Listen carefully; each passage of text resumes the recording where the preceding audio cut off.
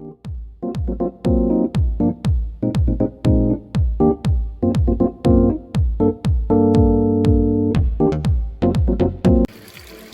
what's up, y'all? I'm doing salmon and new red potatoes. I'm cooking for Mom. She's not feeling well, so I'm preparing a meal for her and Kareem and Lauren over there. Simple as 1, 2, 3. And I'm gonna cut these in half, season them, put them in the oven, and they're gonna be yummy, yummy. All right, y'all. Y'all see I'm dropping off groceries and food to Mama. We got to do this like how they did in the beginning.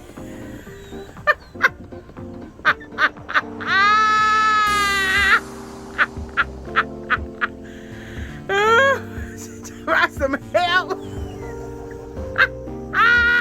Hey y'all, I'm making a big old batch of chicken salad. This is chopped up white chicken, mayonnaise, mustard, some sweet pickles. You know what are these called? Sweet salad cubes. I was gonna say relish, but it's sweet salad cubes. And then I'm gonna do my seasoned salt, onion powder, pepper, and season all. Love to keep this just around the house. I'm gonna give some to Rex. And I'm gonna see if my mom wants some, and I'm gonna give some to her.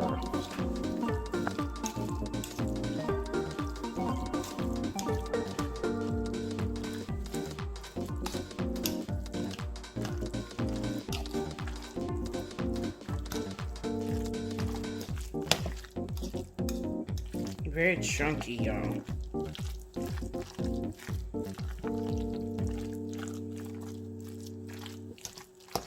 Y'all, I am loving Duke's mayonnaise. Well, I've always loved Duke mayonnaise. I've just about used this more than I do Hellman's.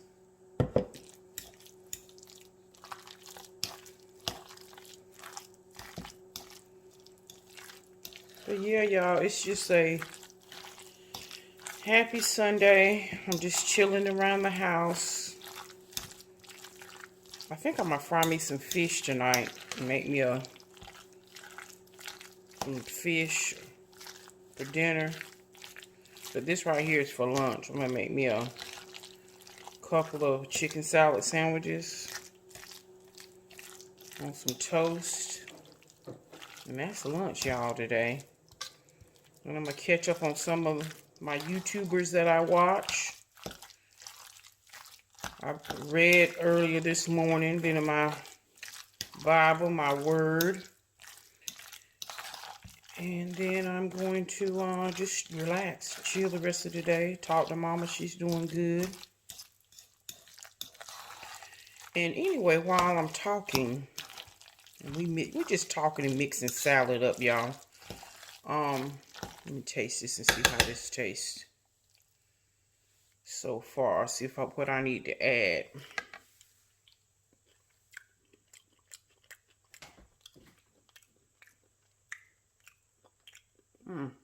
I need some more pepper in there. And I need some more sugar. So I need to put some sugar in there. A little bit more mustard.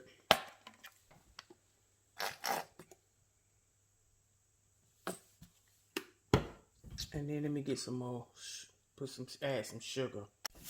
You know what, y'all? I forgot I got some vegetable crackers. I might eat instead of all that bread. I might just eat these with some crackers. Yeah.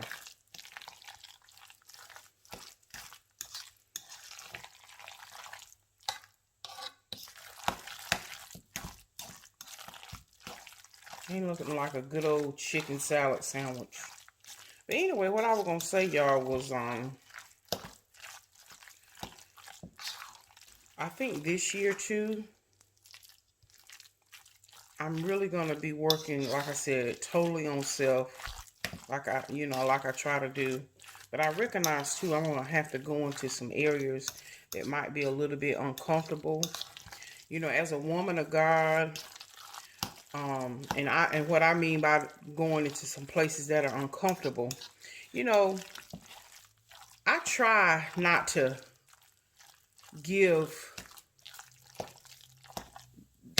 place to the devil. In other words, I'm not finna let him have or give him more power, because we know the word tells us that Jesus raised and got up with all power in his hand. So even in our language, even in our way of thinking, and it's about renewing our mind. And let me tell you what I'm saying, y'all.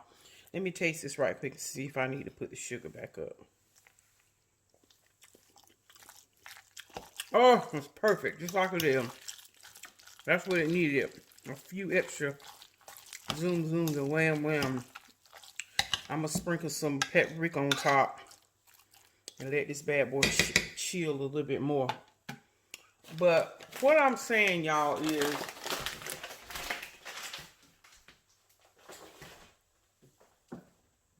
as Christians, I think we need to make sure we understand and recognize who we are and the power in which we operate. Oh yeah, we need to have the whole armor of God on at all times. At all times. When we pull back our t-shirts, the armor of God should be sitting up on our breastplate. When we take off our wigs or whatever, our helmet of salvation need to be on. We still have to have the armor of God on. And God doesn't want us to always be in battle, because there's seasons. There's a season for this, a season for that. But you got to be ready. Always be ready. When you stay ready, you don't have to get ready. And I hear sometimes, a lot of times, I hear Christians or people say, I can't believe you hanging around them. They're going to rub off on you. No. See, like I said, that's giving place to the devil. Because see, I'm about kingdom building. I really am. So for me, it ain't about, I can't believe you hang around there. Well, first of all, I got aunts, I got uncles, I got siblings, I got other people in my family. I've been around certain things that we as Christians act like we are too good to be around. Because see, you know what that's telling me? You don't believe that the power of God is powerful enough to keep you from anything, danger seen and unseen. I believe the power of God can keep me from any of those things that I want to be kept from. Now, again, this ain't for everyone. If you feel like you're too weak, meaning you don't have a pause button and you know you haven't arrived there yet to not be around certain things, then yeah, by all means. My mom says it all the time. Honey, you got to do what you can live with. You got to do what you can stand. So as a Christian, we say these things. I can't believe you went there. I can't believe you hanging around there. Look, I walk in the authority of Jesus Christ, knowing that he has the power, come on here, to keep me. See, if you want to be kept, you can be kept by Jesus. So my mind ain't about, is it going to roll out for me? No, you know how I walk in his authority. I walk knowing surely goodness and mercy follows me. So when I step into a room or when I step somewhere, I want those spirits of the adversary to know that when I step in the room, they gonna flee. In other words, they're not gonna jump off on me. The spirit of Jesus that's in me gonna jump off on them, and it's gonna either cause them to flee or convict them to conform, to say, oh my God, what I want some of that. What must I do to be saved? See, when we give the enemy place by letting him say, I can't, you know so-and-so, she went over to so-and-so. I saw her over there talking to them people. Yeah, because I can remember growing up and before I had given my life to Christ for real. When certain people came around, when sure enough, they love God and they serve God, whether it was your mama, your grandmama, your aunt, your uncle, or even you may have had a pastor in your family. When they came around, hush, be quiet. Don't be talking like that now. So-and-so is coming. See, we have to have that mentality. And do you think those Men and women of God in those past, do you think they were afraid to walk and step into a room and they know uncle over here was a drunk, sister over here was on drugs, this one over here was a womanizer? Do you think it stopped them from handling and going about their father's business? See, that's what I love about Jesus, because if you really study your Bible, Jesus that's who he hung out with. He understood, oh yes, the people that know me and understand the word, wonderful. But Jesus was the one that hung out with the whoremongers, the ski low and down low jokers. That's who he hung out with. Because see, it's not about all the time hanging around your kind. Yeah, you need to edify and don't forsake gathering together. But baby, Jesus said, my God, look at the harvest. But where are the laborers? Where you at? No, we too busy trying to be comfortable. We're too busy trying to be comfortable being around each other. And like I said, there's nothing wrong with that. But sometimes you got to get out and do some things that are uncomfortable for the kingdom of heaven. So you know what? Like I said, for me, I'm that person that has that mind and renewing that mind. It's not always like that, because there are going to be some areas that I am going to be digressed. I don't want to enter in and get beat black and blue. They thought they was ready to enter into a place, and them demons beat them naked and beat them black and blue. So yeah, there's a prepared place for prepared people. But at the same time, don't get so comfortable to the point to where you don't share who Jesus is. Because see, you got to walk boldly. You got to walk boldly. Not that you scare folk. Not that you deter people and they don't even want to know who our Heavenly Father is. No. We need to stop giving a place to the devil and saying, I can't believe you went over there. Yeah, believe it. Because if we are to be imitators of Christ, yeah, there are going to be some areas we may have to go that are a little bit uncomfortable for the sake of the kingdom. So again, renew your mind that, I can't, you hanging around him. You listen to what? You listening to all that mess they talking about? Yeah, because eventually I want them to see the Jesus in me, so that they can ask the question, my God, who is that?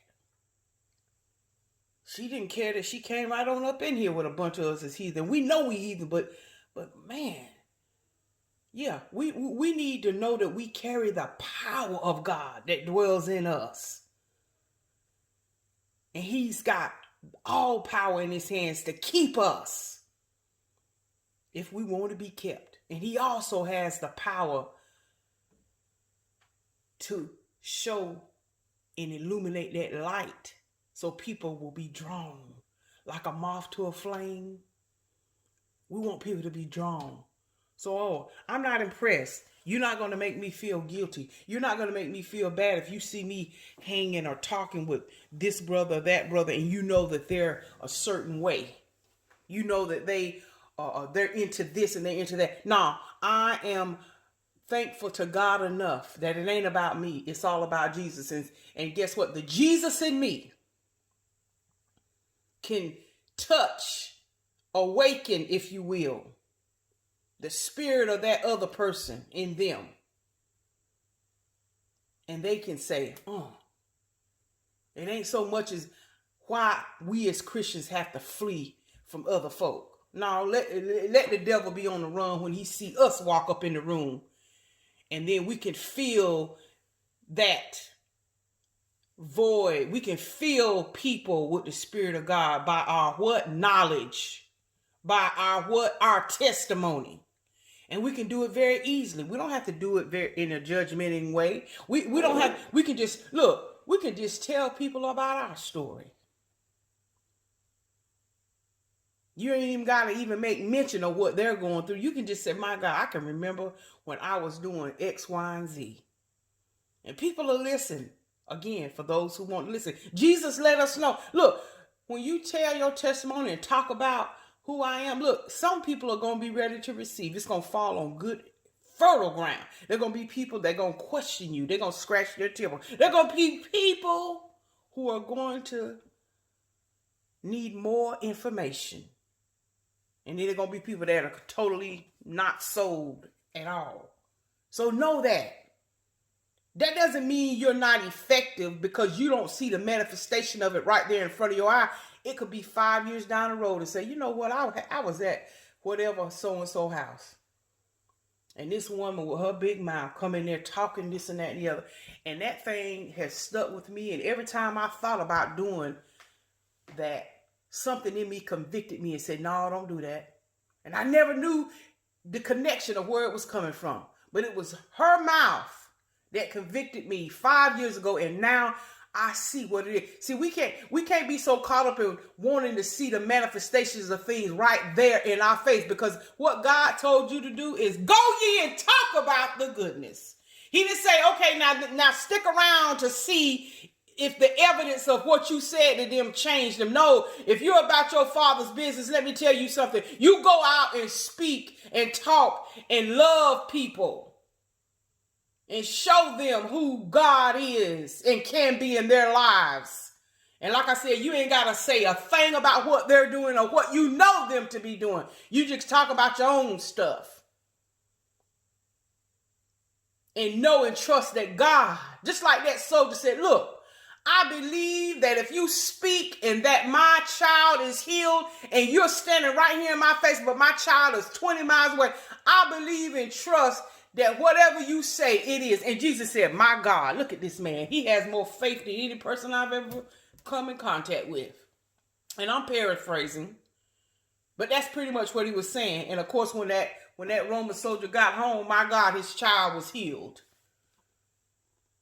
It's having faith in God without seeing the evidence of it. Oh my God. Ah, come on here. So like I said, as men and women of God, and those of us who love God, and those of us who want, even if you touch one person, oh my God. See, if you're trying to be a person that, you know, I need to be able to touch 50 people a day. No. If you're able to touch one, heaven is rejoicing over that one. Oh God, I thank you.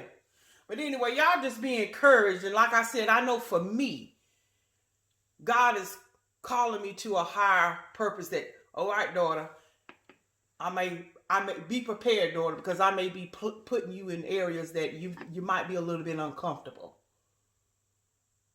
But don't worry about that, because I have the power to keep you. I have the power to keep you from being weary in well-doing. Because there's some other people in other areas that I need you to talk to. And it may be a little bit out of your comfort zone, but I will give you what to say and when to say it and how to say it. But you just got to trust me and do what I say. Do what thus saith the Lord. And like I said, it may not be for everybody. But I'm just want to encourage you today. Want to encourage you to continue to trust God and love man.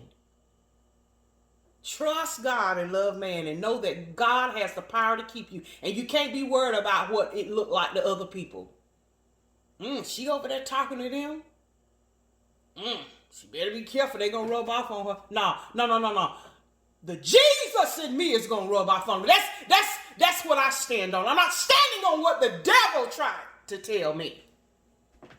See, the devil tried to tell Jesus, look, bow down to me and I give it all this and that and the other to you. And Jesus let him be know, oh no, the earth is the Lord and the fullness thereof. And they that dwell within. Ain't nothing you can't do. Ain't nothing you can do or give me that my Father cannot already supply for me. Oh God, I thank you. So we got to remember, no matter what carrot is dangled, it all, somebody say, not a 3/4, not a third, not 99%. No, all of it belongs to God. And when we recognize that, ain't nothing man can do. They can't dangle things in front of us. They can't.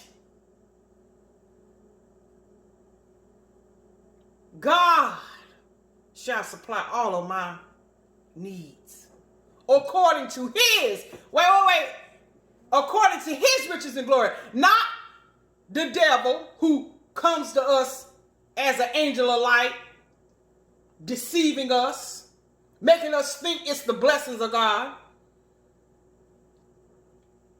Because see, other folks can try to bless you, but there's always a bunch of mess attached to it.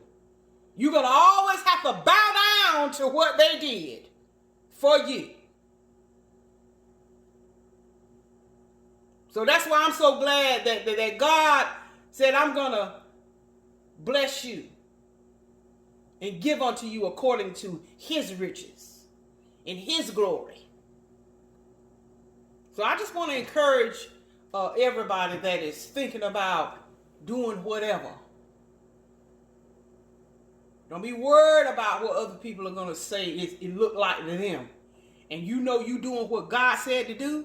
Because he want to bless you and he wants to fulfill those promises and the prayers of yea and amen in your life. Because he said his word won't return void. Everything that you prayed about, everything that you believe God about, that he will give you the desires of your heart.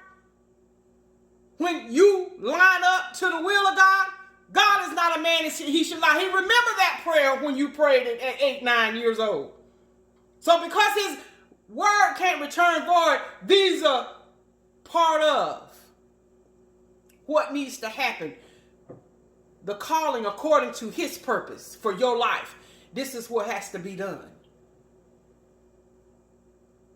Because he's not a man that he should lie. He gonna give you what it is he said he's not going to withhold anything from you when you walk uprightly.